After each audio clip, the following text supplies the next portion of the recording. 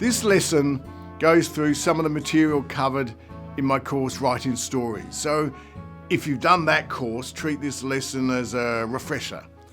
For those of you who haven't, Writing Stories obviously covers this in much more detail, as well as many more aspects of creating great stories. But what I'm going to give you in this lesson covers two of the most fundamental elements of stories, conflict and character, both of which you need in a memoir.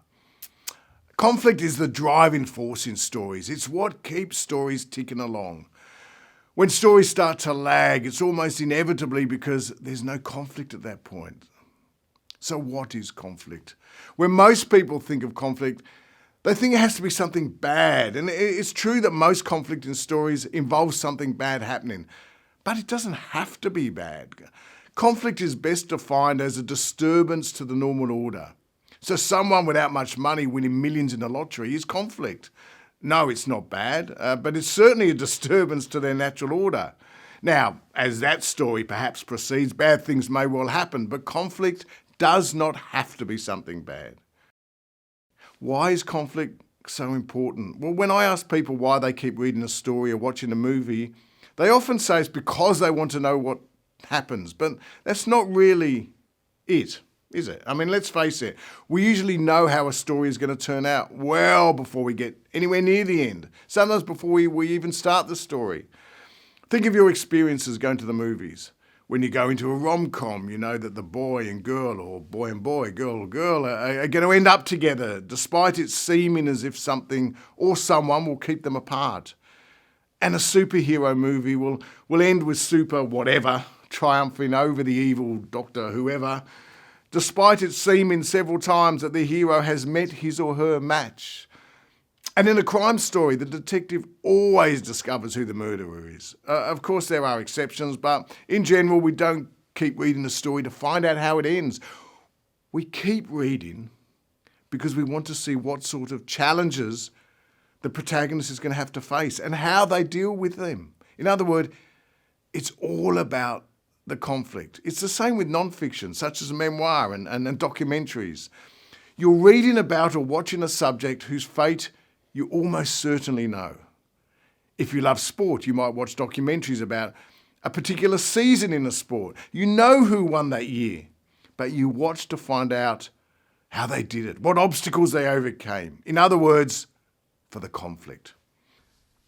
Every story has conflict, and lots of it, even the shortest of stories.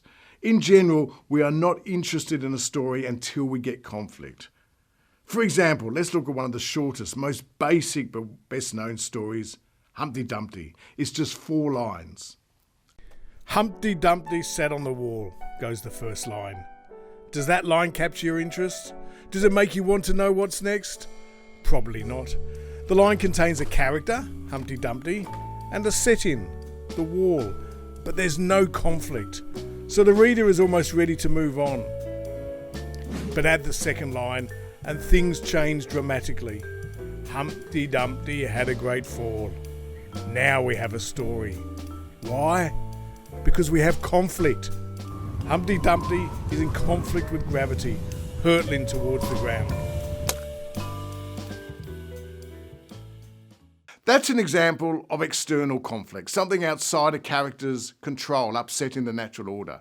External conflict includes physical fights, falls, accidents, natural disasters, even getting pooed on by a passing bird. Of course, conflict does not have to be external. Conflict can also be internal. That's conflict where a character has to deal with their own thoughts. You could have a character being told they have a terminal disease, or having to choose whether to go down the left or the right path, or having to choose between one person and another. In a story, you want both external and internal conflict. You also want big and small conflict. In fact, small conflict can be as interesting in a story as big conflict, often because it makes it harder for a character to deal with the big conflict. Here's an example. Let's say you have a character preparing to go on a date with someone for the first time. He's nervous. It's a big deal for him. His goal for the night is to not stuff it up. As he gets ready for the date, he's as calm as he could possibly be. Yes, he's nervous, but he's in control. He's given himself enough time to get ready and to get to the restaurant where he's to meet his date. He's selected his clothes, he starts to iron his shirt, and his phone rings. He answers the phone. It's a cold caller. He gets rid of the caller as fast as he can. But in the meantime, the iron has burnt his shirt. Small conflict. Not enough to totally ruffle his feathers, but enough to just unbalance his equilibrium just a little. He chooses another shirt, irons it without further problems, then goes into the bathroom to brush his teeth. After all, you have to have clean teeth and breath on a date.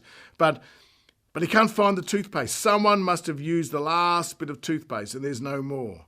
And now his equilibrium is even more unbalanced. Now, I could go on with examples of small things that go wrong, but I'll cut to the chase. You know, a number of small things happens, and he turns up late for the date in a real state, and it's all downhill from there. So this small conflict, and lots of it, has made it very difficult to deal with the big challenge ahead.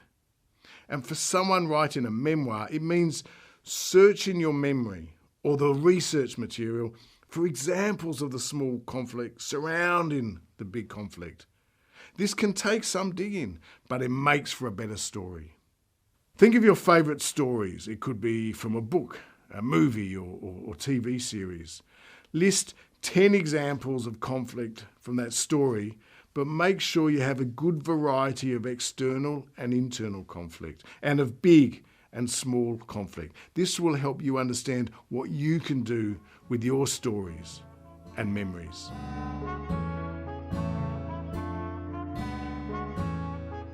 Hopefully, with that last exercise, you discovered that your favourite story had lots of different types of conflict and that the conflict was everywhere. I would suggest that's what makes it a good story.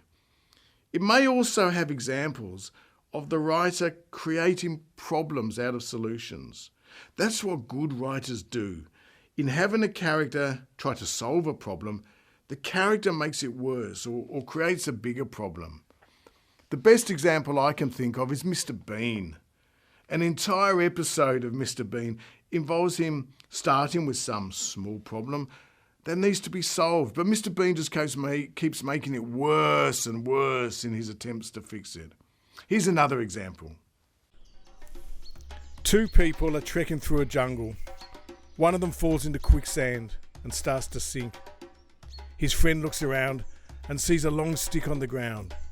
She grabs the stick. By now, her friend just has his head, shoulders, and arms above the quicksand. Holding one end of the stick, she positions the stick so the other one can grab it. What happens next? Well, many writers, keen to continue the story, would have the helper pulling her friend out. Then the two of them continue their trek. A more experienced writer, though, knowing how important it is to have characters create bigger problems out of potential solutions, would have the person in the quicksand pull the stick just a little too hard so that the other person falls in. Now the problem has gotten worse. So don't solve problems in your stories, make them worse. Of course, at the end, the protagonist usually solves the really big problem or gets what they were after. However, make it as hard as possible for them to do so. Many emerging writers believe that just because something happened, it's interesting. But it's not. It might not be. Think about what happens at the end of the day when a partner or family member or housemate asks you how your day was. The story you tell them will contain the things that went slightly awry, the train you just missed, or someone getting the last vanilla slice that you had your eye on. You don't tell them things that went as expected, that you walked to the station, sat in the train, had a ride without incident and got off at the other end. Those are just small events. They're not interesting in a story. Events are not interesting unless they have some conflict. Great novels and scripts have as many scenes missing as they have scenes in them. When looking back at a draft, a writer should do one of two things when they come across a scene that they've written that has no conflict in it. They must either remove the scene altogether or add some conflict. You can see how this works if you think about a TV show involving a bank robbery. At the police station, the police are alerted to the robbery. They race to their cars, they start their engines. Now the next scene can either show the cars driving to the bank, or it can show the police cars arriving at the bank. Now there's no point showing the cars driving without incident. So if a writer wants to show them driving to the scene, then the writer has to create some conflict. Maybe there's a huge traffic jam or an accident that holds the police cars up, or they come across another crime being committed as they drive along and they have to decide whether to stop or continue. If the writer doesn't want to do this, they should just show the cars arriving and continue in the next scene from that point. And that's why when you're writing a memoir, as I've said before, just because something happened doesn't make it interesting.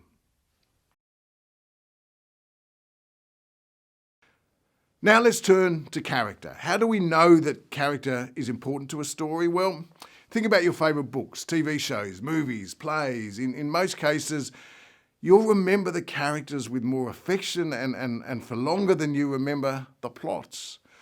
Why did Shakespeare call his plays Hamlet, Macbeth, King Lear, Richard III, Julius Caesar, Antony and Cleopatra, Romeo and Juliet, Henry V? It's because the characters drive the story. He knew that, and it's the same in non-fiction. And a memoir, by its very nature, is about capturing the essence of a character. You. First of all, the main characters have to be engaging to the reader in some way.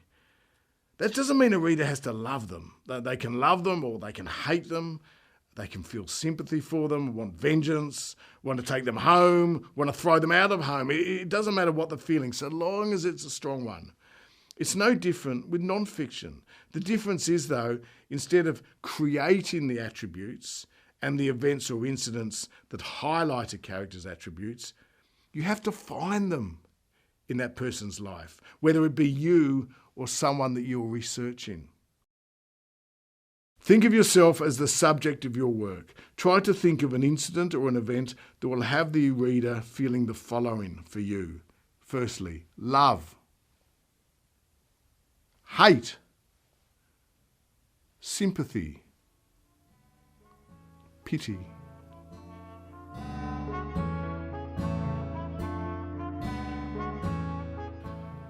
Protagonists should be in the centre of the action. You don't want them to be bystanders. If you have minor characters doing most of the decision making and problem solving, either make them the protagonists or get your protagonist to deal with the problems. Again, this is the same with memoir. Don't stray too far from having you at the centre of the action. Make your characters struggle to get what they want. The more they struggle, the greater the empathy toward them. Introduce conflict at every twist and turn. Make it as difficult as you can to make the character get what they want. And for a memoir writer, this means remembering the struggles, remembering what made it hard to get what you wanted, what stood in your way. If nothing stood in your way, is it important to put it in? And give your characters flaws and make them contradict themselves. I mean, this will make them far more interesting. It's also going to make them more human. A character without flaws is a character that's just not going to resonate. Even a hero has to appear fallible and at times unlikable, or the reader will never totally connect. And if a character does or says something contradictory, it surprises and often delights the reader. It makes the reader sit up and take notice and stay alert for the rest of the story. In memoir, this means revealing every part of you, not just the good side. Do not reveal everything at once. Many emerging writers fall into the trap of giving too much of a character away too early. One of the joys of reading lies in discovering new, unexpected things about people. It's just like real life. Think of friends, partners, family members. You can still discover new things about them after months, even years. And so it should be in a work of fiction or memoir. So reveal your main characters slowly. Peel away at their layers like an onion throughout your piece.